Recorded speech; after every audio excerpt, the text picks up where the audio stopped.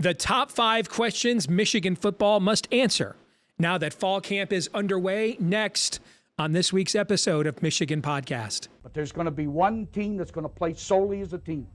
No man is more important than the team. No coach is more important than the team. The team, the team, the team. Looks deep for Anthony Clark. Waits for it. Hit. Caught. Hey, they said you can't beat Ohio State. Now what? Brady gets terrific. Throws it, and a touchdown, Knight again. Schultz just before Brazil got him, and a leaping interception by Woodson. Harbaugh back to throw over the middle. Caught by Collier at the 5 on his feet. Touchdown, Michigan.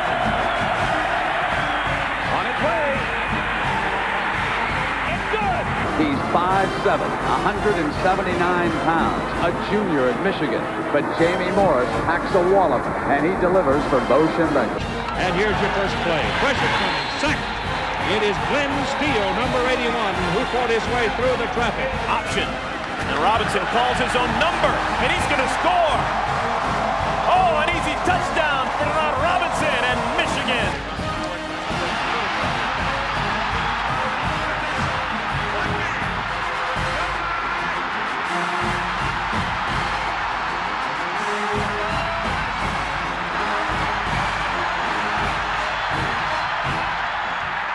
We're going to win it. We're going to win the championship again because we're going to play as a team. And when we play as a team and the old season is over, you and I know it's going to be Michigan again. Michigan.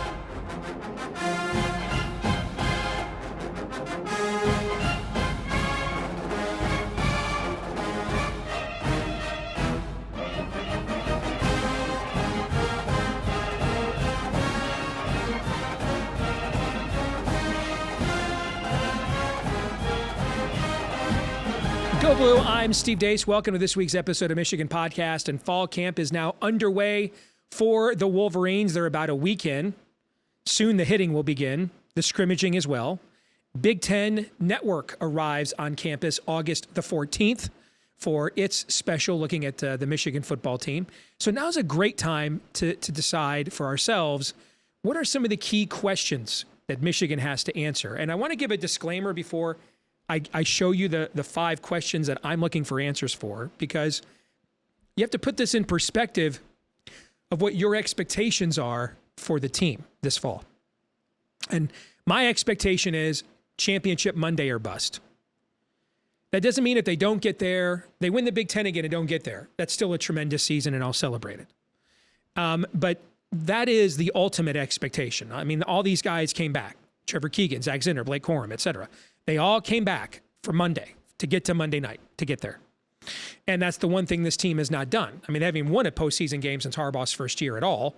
And but you know, if you're a Michigan fan, losing postseason games is we win almost all the other games. We just don't win many of the postseason ones. But this is the team. It's loaded. Harbaugh is openly talking about challenging Georgia's record of 15 picks in the NFL draft. And I'm telling you right now, if I was setting an over-under on draft picks in Vegas for Michigan next year, it'd be like 14 or 15.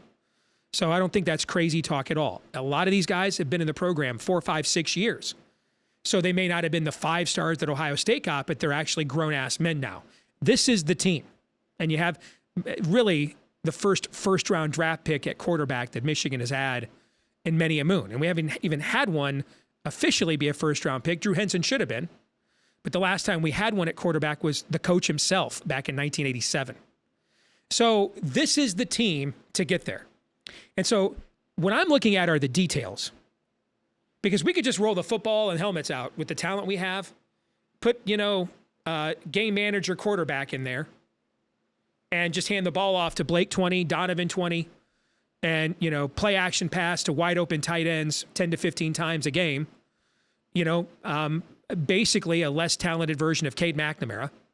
We could do that and probably and at least go 9-3 with the baseline talent we have. That'd be like our low expectation. What I'm talking about are how do we take that next step now as a program? We have been the show team. in the winner's circle the last 2 years in a row. How do we become the place or win team? Here are the 5 ways, I think. Number 1, J.J. McCarthy has to truly be ready and given, if he is, the helm. He is, to me, he is the ceiling driver of the team. We have seen the last 2 years that Michigan can win the Big Ten with a game manager. That was Cade McNamara in 21. And then a game manager plus. That was J.J. last year. It is time for J.J. to now be the true straw that stirs the drink, especially in the RPO game. Hand him the reins. And I think that's ultimately what winning national championships in college football is all about. Number 2, can we construct a passing scheme that gets guys open sooner and quicker? Last season, I watched both Nebraska in person from the press box and then Fiesta Bowl from the All-22 camera angle. So I saw both of them from the All-22 eye in the sky. I was stunned at how little separation there was with our wide receivers and also at how long our routes took to develop. That, again, that's the difference between, are you 10-2 and you lost close to Penn State and Ohio State and you're playing in the Peach Bowl and guys are opting out for a New Year's Six Bowl, in other words, 2016, 2018, or are you playing on that Monday night? That's the difference. Some of you are going to say, well, wait a minute, against Ohio State, JJ had his best game, then came back against Purdue. What are you talking about? Look at the way Ohio State played.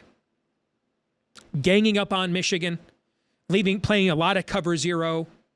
Now, those aren't hard throws that JJ made in that game. From a throwing standpoint, they are from a courage standpoint because he stood in there, man, against the teeth of those Buckeyes and delivered. But I mean, those were all pretty basic throws against man-to-man coverage or you got him coverage. The hard part was getting the throw off. What I'm talking about is last year, J.J. McCarthy was the highest rated quarterback in the country in play action, but dropped precipitously in straight dropbacks. You got to correct that. Because again, that's the difference between we're like, oh man, we blew another opportunity to take that next step again, or we took that next step. Can you, if you're going to play in the NFL, you want to be a first round draft pick, then put more into the quarterback's hands, quicker routes, easier routes, get the ball in space to your playmakers quicker. All right, number 3 on that list. Do we have a backup quarterback that could come off the bench and make a throw like, what Brian Griese did to beat Ohio State way back in the day if needed? Now, the room is deep. A lot of names we know, but outside of JJ, not a lot of people we know well as producers. Furthermore, is the 24 quarterback even in that room? Because you're going to play some scrubs first month of the year. Great opportunity to find out if the 24 quarterback is in that room. But the way JJ likes to throw his body around and everything else, I mean, he's bigger and thicker than he was last year. But let me give you a scenario. You're up by 3, you're up by 7 on the road at Penn State, undefeated. You're trying to run out the clock, close that game out. Do you have somebody who can come off the bench and execute in that situation if JJ's in concussion protocol? Can you do that? He can make that 3rd and 4 waggle throw to Colston Loveland or A.J. Barner to convert the first down and move the chains. Just be poised enough. Come in, help make the line calls, direct to the offense. We're just going to grind this thing out, hand it off to Donovan and Blake, and go on home. Is that guy in that room? I think you need to find that out here in this training camp. Number 4, we were kind of blindsided by the news that Will Johnson's knee surgery happened in the offseason. A lot of us didn't even know he had a knee issue. So how healthy is he? There's been talk he'll be ready, talk maybe they'll rest him the first couple weeks given the caliber of opponents, because that's an all-American level player right there. And you've already got some question marks at the other cornerback slot. So again, thankfully, we're opening up with a month of scrubs. So a lot of guys are going to get to play, but ultimately, when it gets to November, we need Will friggin' Johnson, all right? However long that takes. And then number 5, and this is, I don't think, being talked about enough. Who's replacing Money Moody? Now, the answer is nobody. You're not going to instantly replace the greatest kicker in program history, one of the highest drafted kickers in the history of the NFL draft. You're not going to instantly replace that guy. But remember, Jimmy plays complementary football, and a solid kicking game for him is a must. I mean, his field goal kickers, whether it was at Stanford, whether it was with the 49ers, whether it's here, get a lot of opportunities. That's a high-use position in a Jim Harbaugh program. And so whether it's the Louisville transfer, whether it's the top recruit from 2 years ago who was kicking the low knuckle balls in the spring game, whether it's the top-rated kicking recruit they're bringing in this month, one of those guys has to be adequate plus. What do I mean by that? Reliable from 42 yards in, 45 yards in. And then you hope, if you need to make a 55-yarder to beat Ohio State at the end of the year, there's a chance. If you do that, then I think that's a very successful season, replacing Jake Moody, who's an all-timer here. So those are the key questions I'm looking at. First of all, let us know which ones you are in the comment section here on either iTunes or YouTube. We'll find out what our Buckeye friend Mark Rogers thinks about those and other issues around Michigan Fall Camp in a moment.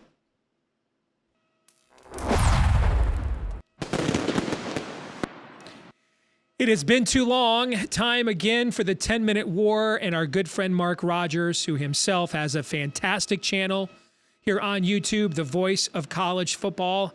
I've actually, if you're wondering who are the 30 people, Mark, that have been watching your channel play out Michigan season on the old NCAA football game, I am ashamed. I am one of them, which shows even with all the various jobs, man, I still have too much free time. Brother, how are you? I don't know how you have any free time. And also those simulations, I must confess, I want nothing to do with them. I don't watch them. I don't care about them. They're posted by somebody else. I also have to admit, now that I see a side-by-side with me wearing the more Michigan of the blue, this really needs to be just an off-season wardrobe selection by me. In 3 weeks, I need to get rid of this shirt for a good 4 months.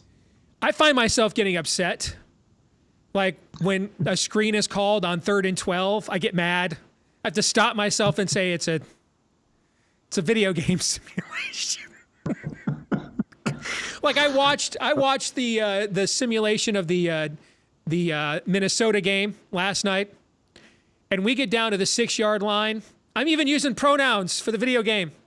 We get down to the 6-yard line right before the half, and we had a timeout left, and the computer decides to do a hurry up rather than call a timeout, and the clock runs out on us. I'm like, you got to be freaking kidding me. But then I stopped and remembered, wait a minute. For as great as Jim Harbaugh has been the last 2 years, clock management before the end of a half has never been his thing. So maybe this is a realistic simulation, right? All right. So I know that we have people, Steve, that respond to those simulations. Yes. And it has changed their minds about the actual teams. Like it has completely convinced them to go another direction. Oh my gosh, that's taking it too far. I'm just willing to sit in my basement alone at midnight and watch it. At 50 years old, I'm not taking it seriously. I'm just that pathetic. All right, let's get to it. Fall camp is underway. Mark, I laid out some of my big storylines. You can comment on which of those struck your eye or what you are looking forward to, and answers you're looking to get out of Michigan here, with the Wolverines likely to receive their highest preseason rating when the AP poll comes out next week. The last time they were in the top 3 in the preseason, 1993, right? Oh, 93. Okay.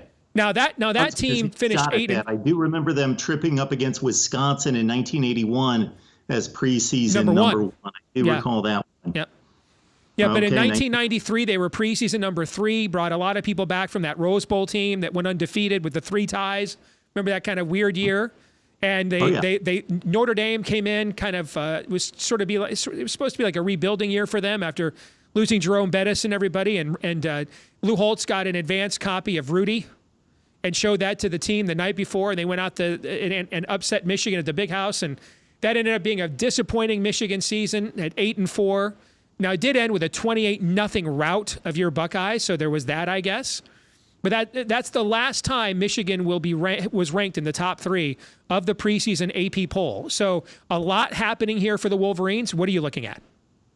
Well, in reviewing what you had to say, Steve, and then also picking up some narratives that I've been thinking about for a long, long time, I have heard that J.J. McCarthy has taken to his health and fitness and training like a championship quarterback should. So I think both of us can relate to and have those thoughts about NFL quarterbacks and the ones that take the job insanely serious, the Peyton Mannings, the Tom Brady's, versus the guys that are just that talented. And sure, they studied the playbooks. Sure, they're professionals, but they're not really that guy. And J.J. McCarthy more and more is showing to be, in his approach to the game, in his leadership approach even, to be that guy. So good news for the Wolverines that J.J. McCarthy is not just a dynamic playmaking quarterback, but it appears as though, and I'm never saying that it was doubted at any point, but continuing to mature as a leader and as a guy that takes on that responsibility of being first one in the door, last one to leave, that sort of mentality of leadership and example. So that with J.J. McCarthy. Now, the backup quarterback situation, I will say that much like you, there's doubts about whether somebody can bridge, 2 or 3 games and be able to not necessarily go out there and throw for 350 yards against Penn State on the road, but, beat some decent mid-level Big Ten teams, if there is such a thing, on Michigan's schedule, and bridge the gap. Now, I would say on one hand, while I'm not confident of that based on the actual quarterbacks, I'm confident in the system. I'm confident in the running game. I'm confident in the offensive line. And I also think that even the elite programs in college football, most of them are in this same situation. Rarely do we see in this day and age backup quarterbacks with much experience at all. So it's just Michigan's in the same place in terms of backup quarterback play than just about everybody else that's competing for a conference or national championship. We'll continue to be fascinated as we get into the season about the use of Blake Corum and Donovan Edwards in 2 ways, in regards to volume and then also in regards to the style of plays and the workload given to both. Of course, Donovan Edwards more of a pass receiver out of the backfield, and something that, a lot of people need to consider. And those Ohio State fans that were considering some injury losses down the stretch for them entering the game last year need to consider, for as good as that Donovan Edwards was that we ran into in Columbus, he was compromised. He wasn't even the player that he could be. Right. And there are actually people out there that actually think he may turn out to be the best back in the Big Ten. If you were picking us apart from an Ohio State perspective, what angle are you looking at with Michigan right now? Well, I'm looking at space. I'm looking at on the defensive side. You mentioned the Will Johnson surgery during the offseason. Hopefully he's okay. We want people to be healthy. And I just thought that he proved himself to be that guy down the stretch last season and would only get better and show himself to be a college superstar.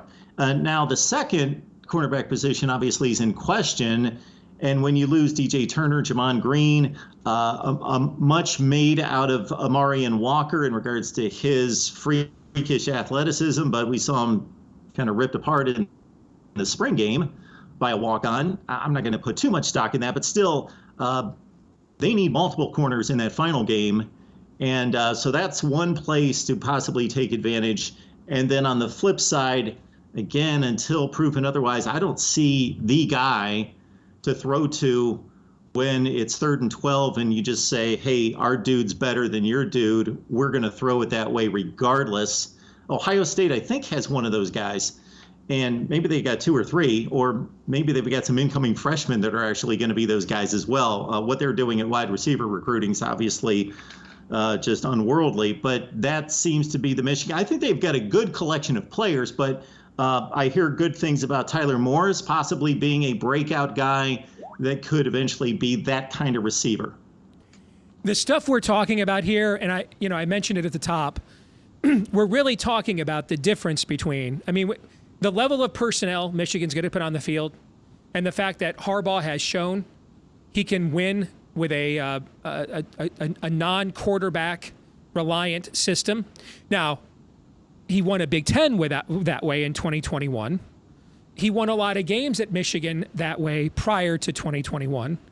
But it's hard to win championships without having a quarterback that you can rely on. But the base level of talent Michigan has and the way that Harbaugh has proven he can win, this team could play you at quarterback and just hand the ball off to Donovan Edwards and Blake Corum 20 times apiece and throw flare passes to those guys and probably go 9-3.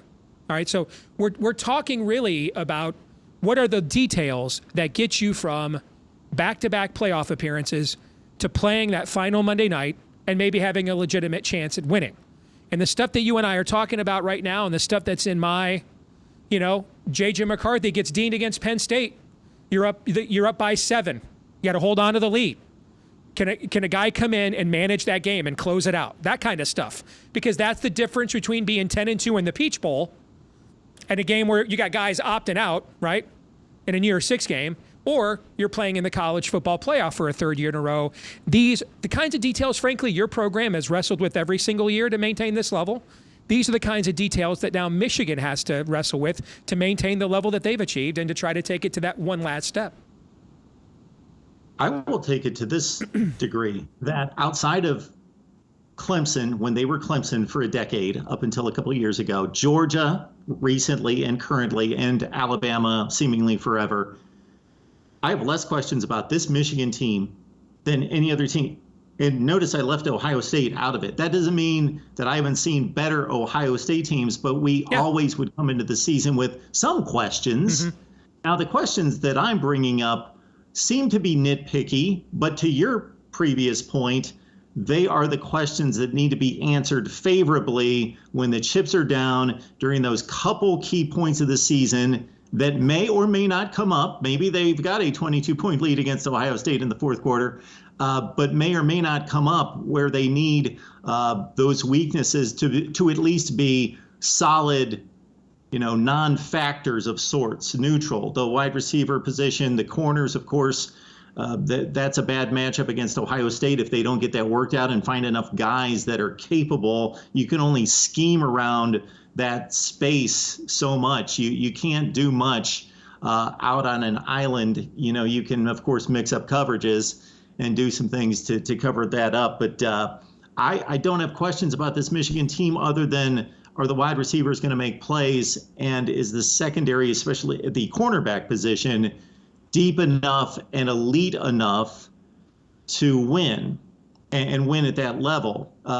Psychologically, what I think is in Michigan's favor is that they've slayed the giant and they've accomplished what they've accomplished in the conference. So they've got the proof of concept and that confidence that they can beat just about anyone, but they're still hungry because they haven't accomplished it yet. I think that helps them in recruiting. And I also believe that still trying to reach the mountaintop should help this team. Let's switch gears and talk about your team in fall camp. And I watched Big Ten Media Days. Props to you. You got a lot of airtime, brother. I don't know if anybody told you that or not. You did. And I even saw you ask a question of your coach, Ryan Day, and he seemed to agree with the premise of your question. So what are you hearing a week in at Ohio State camp? And what are you concerned about? Because it is an interesting season for the Buckeyes, where I'm seeing mock drafts with 7, 8, 9 Ohio State players in the top 100 picks of the draft. And yet, it seems like in terms of how those guys are going to play and who's going to play, they actually have more questions than Michigan and Penn State both do heading into this season at the same time. So it's kind of a fascinating mix where the ceiling of talent has certainly exceeded the existential questions we think we have answers to. Until I see differently, I believe that this team is more equipped to win a national championship than Michigan, but Michigan is better equipped to win the Big Ten and is more of a sure thing. And if Ohio State loses 3 games this year, I'm not going to be shocked. I'd have to go back to 2016 before I'd find this many question marks on an Ohio State football team. But again, I'll consider them question marks. They're not weaknesses, not yet. New quarterback hasn't played a meaningful game. That's apparent to all of us, and we will all be arguing and stating our point in regards to, do we trust Ryan Day, the system, the offense, the playmakers, and a string of quarterbacks, Steve. Listen to this. Even beyond the guys that are obvious, Ohio State has not had a quarterback since the year 2000 who did not play for a championship. And basically win a championship if you consider getting to the playoff, C.J. Stroud. The rest of them won at least Big Ten championships. All of them. Todd Beckman. All of them. Picking on your boy Steve Bellisari again. Go ahead. Poor Steve picking on your boy Steve Bellisari again. Poor Steve Bellisari. It's the last one. Yes. But keep going. Yeah. Well, if it wasn't for Drew Brees throwing a 60-yard bomb in West Lafayette, maybe he could have added that to his accomplishments. But the offensive line. So we go from a situation, and this is cyclical, especially for offensive lines, as I review offensive line play and the total number of starts, the incoming transfers and all that, which the transfer portal has mitigated this to a certain extent, but it seems as though the last year's inexperienced offensive lines become this year's experienced offensive lines and vice versa. For Ohio State, it's more internal and it's more segmented, where last year the strength was they had 2 NFL tackles, tremendous players, could protect the quarterback, had issues running the ball against the likes of Northwestern between the tackles. This year it should be inversed, where the tackles, wow, they're trying to figure things out. Of course, highly recruited players, but it's the guard, center, guard play that's supposed to be stout and strong for Ohio State. And I talked about Michigan's use of Corum and Edwards. How about Ohio State's use of potentially 5 backs? What do you do with these guys? I think it's the deepest room in the country, but unfortunately, you don't need 5 running backs. You need 2 to 3, and they're going to have an interesting. And that's actually what I asked Ryan Day in a side session. How are you going to utilize these running backs? Is it going to be simply he's the best, he's the second best, he's the third best, or more nuanced in regards to this is what he does well, this is what he does well, without making it obvious to the opponents how you're utilizing these guys? And again, he gave me the same type of response he did to the Jim Knowles defense, that we got to figure this out in the next few weeks. And then, yes, to Jim Knowles defense.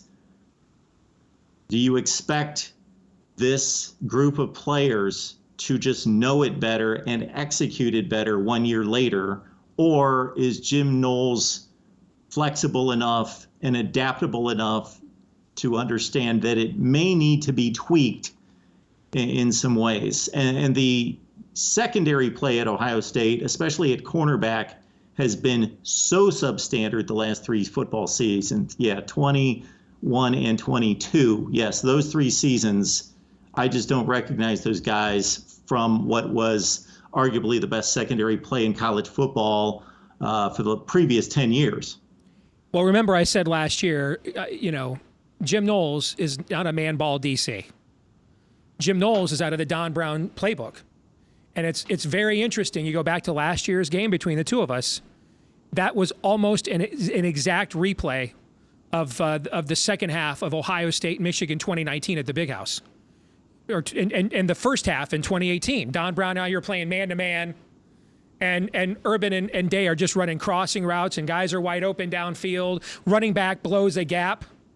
One guy blows a gap. The running backs, Dobbins is gone for 50. We just switched jerseys. Exact same thing happened. You're out there playing man defense on 3rd and 9.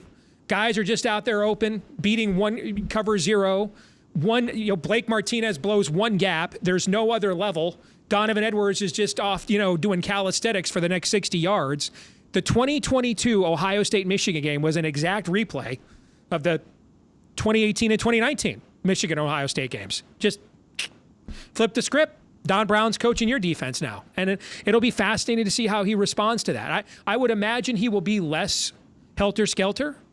And that's where we go back to your original point. Is last year, J.J. McCarthy was the top-rated quarterback in the country in play action, which makes sense given Michigan's running game. Now this year, I think you'll see teams gang up on the run less. We were mystified, or gang up on the run more, I should say. We were mystified on the Michigan side of things last year, watching so many teams not load the box against us. So many teams played both safeties back. I think there was maybe too much respect for JJ's arm compared to Cade at first. And we played against a lot of light boxes. Your team was really the first. Illinois did it too. You guys in Illinois are really the first teams that really loaded the box against us. And I think this year you'll see more teams do that early on, so that we don't run for 300-400 yards a game on him like we did last year. And I think you'll see JJ just light those teams up on play action and man-to-man early in the year. I think he'll put up huge numbers. Last year we threw the ball 63% of the time. we still might run it 60% of the time, but the level of efficiency in that other 3%, I think is going to go way higher. The real test, I bet you guys will not gang up on us like you did last year. And you'll say to JJ, now show me you can straight drop back and execute down the field. Show me you can do that. And that's really the test of whether JJ McCarthy is a first-round draft pick in the 2024 draft or the 2025 draft. If he shows that he can step back and drop back passing and execute at a high level, he'll be a first-round pick next April. If he doesn't, he'll be back at Michigan next year. Before we let you go, another round of Big Ten expansion, conference realignment. This stuff is nuts. You know how this is ending, Mark. This is ending with eventually, like, we're just going to be back in the split divisions again. Okay? 2 different Big Tens. The original one, Miami and Notre Dame will join the new one, okay, with USC and Washington and Oregon. And the conference championship game is East and West again at the Rose Bowl, just like it was. It's just both Big Ten teams now. But your thoughts on, it seems as if everybody just finally decided, you know what? This kind of clear channel cumulus consolidation is where we're going anyway.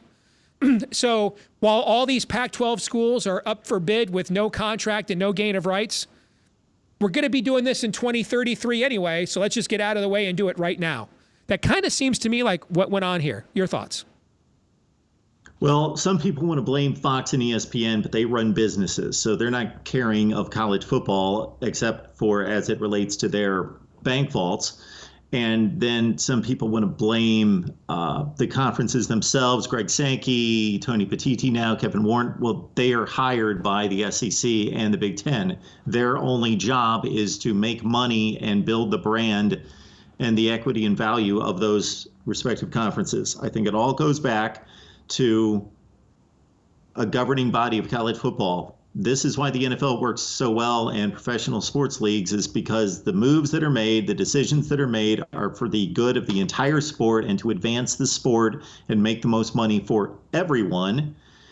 And that's why we just see a free-for-all and 2 conferences jumping to the top. And now it appears with the ACC reaching out to Stanford and Cal, that they're going about it the Big 12 way, that we will just stay alive just trying to bring in as much volume as possible and as much territory as possible. But the Big 12 is not winning any national championships with the likes of Arizona State and Arizona added to what they already have. But they're going to stay, depending on your definition, relevant because they will make money, play football, fill stadiums. Yeah, but will. Dr. Pepper's never outselling Coke and Pepsi either, Mark. But that doesn't mean there's not a place in the market for Dr. Pepper. Yes. Yeah. But they will be a non-entity when it comes to winning national championships. I just don't see it. So the SEC and the Big Ten will continue. They may, I've said this from the beginning, that there are 2 ways in which they're making decisions, basically. Punch, counter punch to keep up with each other, or just to survey and evaluate the rest of the schools available and to make a determination, do they add value? And I think it's some combination of both. And with the Big Ten doing what it's doing right now, I think they're even at a place where they're not necessarily gaining television value after it's redistributed among 18, but they see where this is headed and they're out in front of it. And they want partners for USC and UCLA on the West Coast.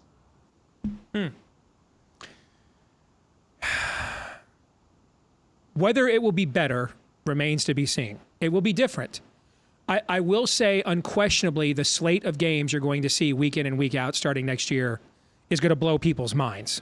Yes. Whether that makes up for the traditions and regionalizations that were just a cherished part of the quirks of this sport for decades remains to be seen. If I had to guess, with the generation that grew up only in that era, it won't. With you and I's Gen X generation, we'll probably be not really happy about it, but it could be worse. And it is what it is.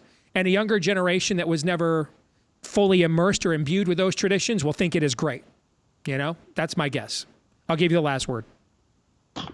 Penn State, for example, going out to the Rose Bowl to play UCLA. I cannot think of a time when those two schools got together, not during my lifetime. That's exciting. I love the matchups. We don't see enough big-time matchups in college football. So I love it from a scheduling standpoint. And the geek in me loves to throw the 18 teams down and say, okay, how should this be aligned? What should the divisions be? How should we schedule it? All of that. But when that wears off, when the shine is tarnished from Ohio State playing USC every year, every 2 out of 3 years, and Michigan playing, the big schools all playing the games that we've not had a chance to see very often. When that shine wears off, again, I think the unique quality of college football, it's basically a AAA version of the NFL now.